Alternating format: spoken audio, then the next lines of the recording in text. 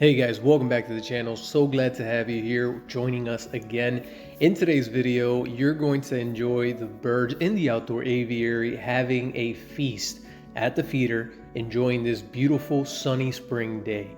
And while they're eating, I'm going to be talking to you guys about one of the most important medications that I always keep inside of my aviary, especially during the breeding season. Now that my breeding season is over, I thought why not share with you guys one of the most important medications that I keep. And this medication is one of the things that helps me keep my birds the healthiest during the breeding season. And it is one of the reasons why I am able to have such a large amount of chicks at the end of my season. Let's face it, when you breed birds, one of the biggest problems that you may have is chicks mortality when they end up dying before they fledge the nest or shortly after fledging the nest. Now, while there may be a variety of different reasons why these things happen, there's one in particular that always stands out to me, and I believe that it is one of the highest reasons why people lose so many chicks, and that is because of cankers or trichomoniasis. And this is a protozoan infection that is very serious, and it is also very common. It is one of the leading causes of hatchling, young, and adult bird death. These single-celled parasites are present in most birds that are kept in captivity and become active and are very destructive during the breeding season. And this is, in my opinion, one of the reasons why a lot of people lose chicks during the breeding season. And one of the ways that you are able to get these deaths down and make sure that you don't lose these chicks during that stressful time, because let's face it, no matter how well we do during the breeding season and how much of a great diet we offer these birds, they do get stressed out during the breeding season. This is a stressful time for them. So one of the things that I like to give them during that time is ronidazole or ronidazole. I don't know exactly how you want to say it. Maybe I'm saying it the wrong way, but the name is up here. Now, this medication is worth its weight in gold. And this is something that I give my birds during the breeding season just to make sure that when they do get stressed during that time, that disease, if it does happen to flare up, it doesn't kill the adult birds because of the stress, and it doesn't harm the young chicks that are hatching as well. And one of the things that you have to remember while you give this medication is that it is very safe. Ronidazole or ronidazole comes in a variety of different percentages. You can either buy it at 6%, 12%, 10%, or 20%. This medication, I wouldn't suggest giving it anywhere above 20%. That would be the max dosage that I would ever recommend giving any bird. And this is only given at 20% if the bird is showing signs and symptoms. Now, if the bird is not showing any signs or any symptoms of any type of problems, and you still want to treat it with this medication, because it is a fairly safe medication that can be given to young birds, old birds, and it does not harm them. It doesn't even make the birds infertile. There's a lot or a variety of different medications that when given to the birds during the breeding season tends to make them infertile, so you have to be very careful which medications you give, especially during the breeding season, because you could cause infertility in your pairs. But this medication doesn't do that at all, so it is fairly safe to use. Now, as a precaution, I would only use it max up to 10%. That is usually what I give to the young chicks once they hatch, so that they are not infected by this disease, and also after they fledge, because after the chicks fledge, it is a very stressful time, not only for the young chicks, but also for the adult parents who are having to feed these chicks.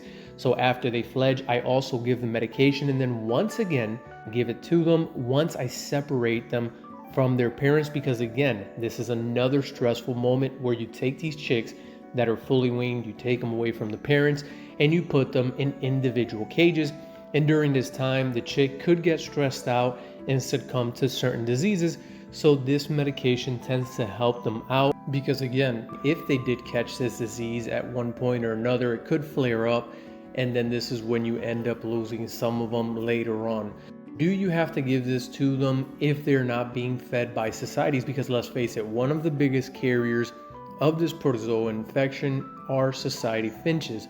So anytime that you foster, this is one of the main reasons why you may lose chicks. The society finches are one of the biggest carriers of this, and they tend to pass it on to the younger chicks. making these chicks die very early on after hatching or after fledging. So do you still have to do it if the chicks are being raised by the parents? And the answer is yes. Even though the parents may not have this disease flare up, it is something that most birds carry, like I've said before. So you want to make sure to do these preventative treatments for them. Now, the preventative treatments don't have to be as aggressive as the treatment that you would do for a bird that is showing signs of this infection. And I'll give you the perfect example. If I have chicks or an adult bird that I see that has droppings near its vent area that are stuck to the feathers, I automatically assume that this bird may have a protozoa infection.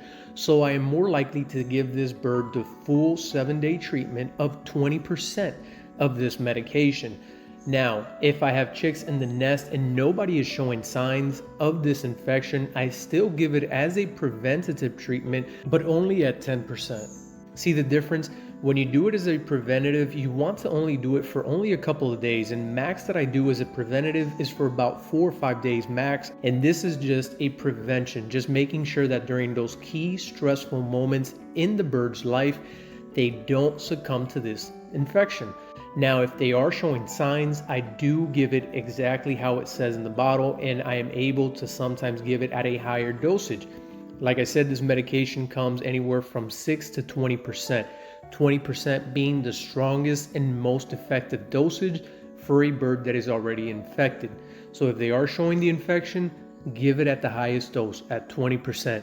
Now you're probably wondering, well, how do I know if my birds are infected with trichomoniasis or this canker problem? How do I know if they have that? How do I know when to medicate? Well, to be honest with you guys, most birds already have trichomoniasis, and it is something that is in a large variety of different species of birds. They already have it. It's uncurable. You can't get rid of it. But what you can do is control the flare-ups when they do pop up.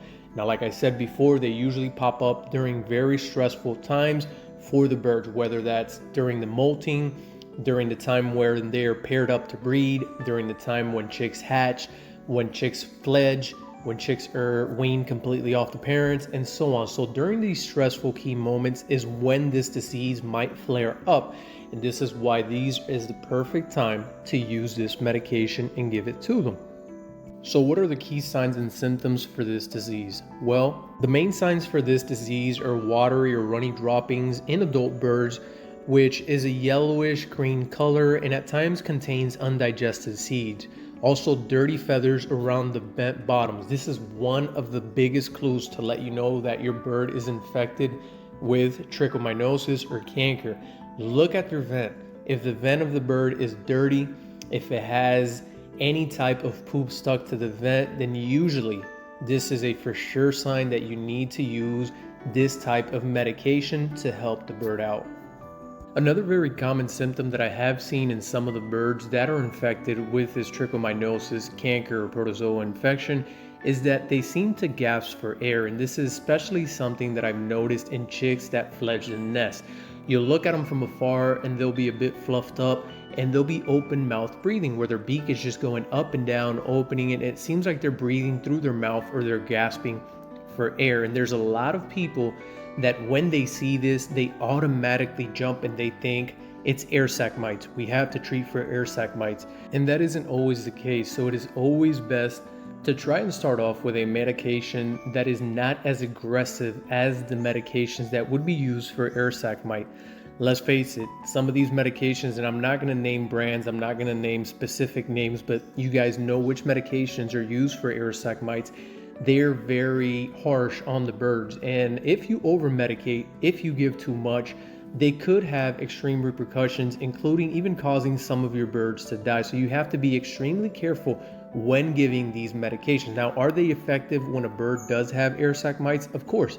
Like any other medication, they serve a purpose, and when used correctly, they are a great tool to keep in any aviary. But you have to be extremely careful with these medications because so many times I've seen people that have over medicated thinking that their birds have air sac mites, and they give these specific medications and their birds end up with neurological damages or even worse, they end up dying. So be extremely careful when using these types of medications. All right, guys, well, this is going to be the end of another video. I really hope that you guys have enjoyed it and learned a little bit more about this medication if you didn't have too much information on it. Like I said before, this is one of my secrets to making sure that I have a better success rate at chicks surviving during the breeding season. Hopefully this helps you guys out. Like always, if you've enjoyed the video, remember to hit the thumbs up, like and subscribe if you haven't done so already, as this continues to motivate me to make more videos and it helps the channel out. Comment below, let me know if you guys like this medication, if you used it in the past, if it's worked for you. Give me your opinion on this. I would love to hear your feedback. Like always, I hope that you all have a wonderful day and we will see each other in the next video.